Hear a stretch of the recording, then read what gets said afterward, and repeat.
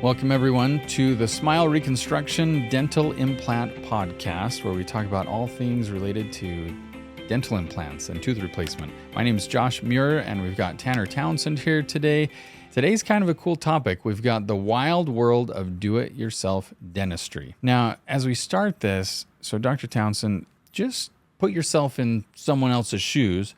How far would you imagine someone might go to avoid seeing the dentist? I mean, they've got a tooth problem. They know it's there. They're ignoring it. They put it off. And then finally, any stories come to mind that you may have heard of? I've got a story for you. And this is a story that we found on the internet. And we were approached by a friend that kind of shared this story with us. And it's of this 57-year-old trucker. And he is driving down the road and he decides, I'm going to pull this tooth. Interstate 20. Interstate 20, yeah. And he decides, I'm just going to take this tooth out. This tooth's bugging me. Let's just get it out. So he probably pulled off the road, found a nice secluded area with some privacy and relaxation, maybe a bathroom nearby so he could clean up afterwards. Did he do something like that? Oh, I wish he did. Okay, what happened? Well, he decided that it would be best to perform the procedure while driving. I don't know if he was on a deadline or something like that, but he decided to get his Leatherman out while he was driving. I don't know if he was even using the rearview mirror to look and see and make sure he had the right tooth or not, but he decided to rip and grab and pull with his Leatherman. Got it out. Okay. So end of story. This guy took his own tooth out, no problems at all. And that's a great story. He avoided going to the dentist. Avoided going to the dentist. Now, did I miss any details there? Was there anything else you wanted to say? Just a few. So yes, he did a great job avoiding the dentist. However, he did jackknife and flip the 18-wheeler. There were no fatalities. Okay. That was good. So he caused a traffic accident. He caused a rather large traffic accident that held up Interstate 20 for 11 hours. Okay. Blocking traffic. All right. So what's a take-home message from something like this? I think the big take-home message is, as fun of a story as it sounds to do-it-yourself dentistry at home and glue your crown back on or take your tooth out, best leave it to the dentist to take care of it. I don't know, any other take-homes that you feel like you would want to get across? You know, I think you nailed it with that. But just, here's some things. We can't ignore the reason that people try to avoid seeing the dentist. Now, one of them is cost. One of them is pain, fear, anxiety, past experiences. And so why don't we address some of those? So, as I think of cost, the first thing that comes to my mind, don't let that scare you off right away. Call the office and say, guys, money's a big deal. What can we do? Like, what can I expect? Or are there any other options? And sometimes what we'll do is we'll say, look, I know if you go to the public health center, they have a sliding scale. If you qualify for certain types of pricing, then you can get it done for much less. So that would be a way to alleviate that and help them get to a dentist. What about the pain part? The pain part, there's quite a bit we can do in terms of helping manage pain. Now, pain during the procedure, what we could do is we could do some topical anesthetic to kind of help take off the edge. But a lot of the pain that we feel at the dentist is almost built up anxiety. Yes, there is true pain as well, but we can kind of help control that anxiety so you don't feel the pain as much. And what we could do is we could do anything from IV sedation where you're totally asleep all the way down to like a pill like Halcyon that kind of helps you feel a little bit more relaxed, a little bit loopy so you don't remember things. Or laughing gas, something like gas. that, nitrous oxide. And so those are excellent methods that we use typically on a daily basis to kind of help control patients' fears, but also the pain involved. Yeah, it's interesting when I hear patients talk about, oh, I hate dentistry, I hate the dentist, I hate all of this. Typically, it stems from some sort of a past experience. Typically, it's people that it was quite some time ago. It was in their childhood. Now they're 50, 60 years old. And so they're saying, when I was little, this is what happened. And so I can't stand dentists anymore. It's like, well, a lot has improved. We know that. Even our anesthetics, even the size of the needles we use are tons smaller than they used to be. The little drill bits are much sharper and they're much more precise than they used to be. And everything's smoother that way. So, that can even alleviate some of it. And then the other place that I hear is, my mom went to the dentist and had this horrible experience. And so certainly my experience is going to be horrible too.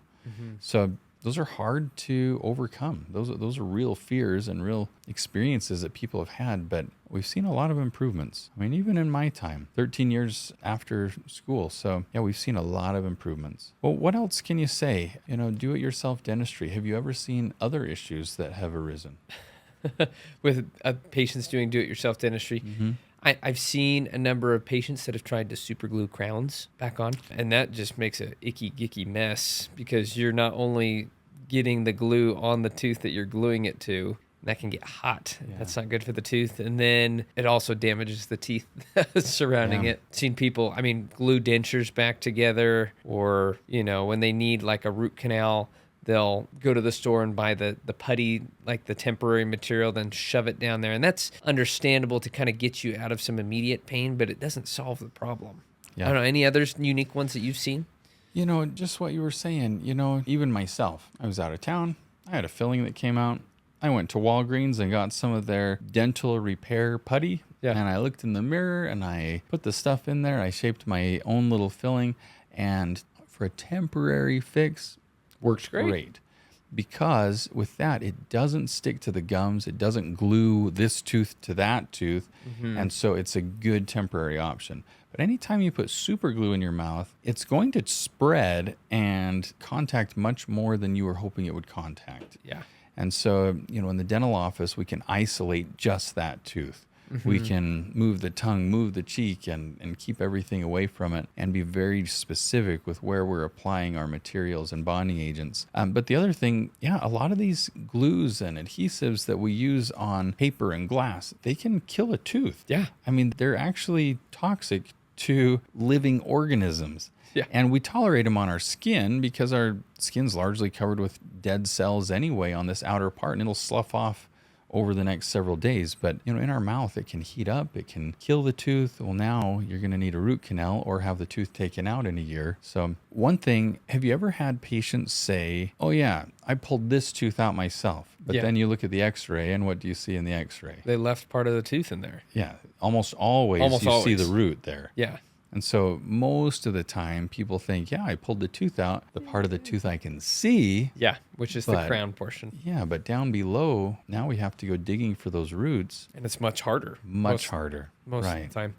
So what is your kind of takeaway from this? What would you recommend to people that maybe might be guilty of that DIY dentistry? It might not be as severe as our friend on the Interstate 20, but what would be your takeaway message? The biggest thing I think is to have a dental home, whether you're in a denture and it's a place that you can rely on and trust to help you when you have problems, or whether you've got all of your teeth and you just need a place where you can have your cleanings done, where you can have your fillings done and so on. But you should be able to establish a relationship and give those guys a call and say, hey, here's where I'm at. I'm out of town. I've got this tooth that broke and is hurting. What can I do? And when I get back in town, what can I expect? And you should be able to have that relationship where you can ask them, guys, I'm not in a position to pay a lot of money right now. Is there something I can do temporarily? Is there a product I can get to just tide me over for the next couple of weeks till I get my paycheck or till I'm back in town? But have a dental home.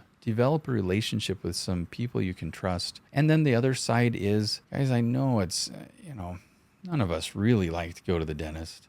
We go there every day, but most people don't like to go to the dental office. And so, but there is a place for it. And when you're going through those breaks and pains and problems, those are the guys that are going to be able to fix it the best. Yeah. So I love that. I think it's really just coming down to trusting your dental home and trust that most dentists just want you to get the best care for yourself and get you out of pain and get you being able to eat and enjoy the foods that you want to enjoy. So just taking the time to make and find that dental home that works for you, and then going there if you have an issue. Yeah. Well, I'm hoping we can have some other cool stories like that truck driver today when we talk to you again. So this is Josh Muir and Tanner Townsend, and thanks for joining us today on Smile Reconstruction Dental Implant Podcast.